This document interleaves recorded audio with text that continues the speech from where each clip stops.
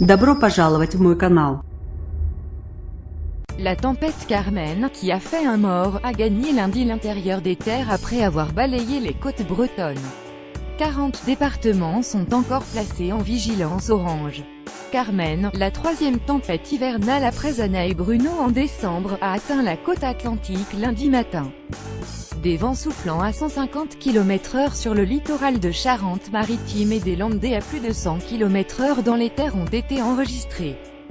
La concomitance du passage de Carmen avec des coefficients de marée élevés risque d'entraîner des phénomènes de submersion marine sur les parties exposées ou vulnérables du littoral, notamment en Nouvelle-Aquitaine où des déferlantes jusqu'à 9 mètres sont attendues. Le phénomène de surcote engendrera en outre des niveaux d'eau importants sur la confluence Garonne-Dordogne lors des pleines mers, explique Météo France.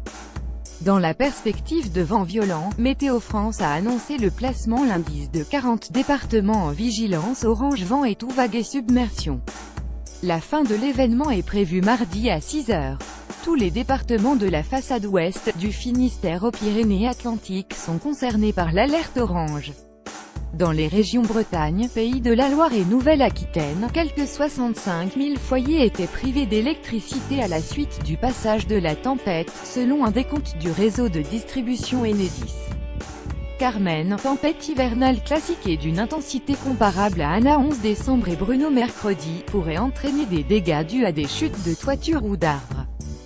Dimanche, un homme d'une soixantaine d'années a été tué par la chute d'un arbre sur la voiture dans laquelle il se trouvait près de Saint-Jean-Pied-de-Port, selon la gendarmerie de Pau. Newsletter Info. Recevez chaque matin l'essentiel de l'actualité. Aucun ne plus affiché multiplié par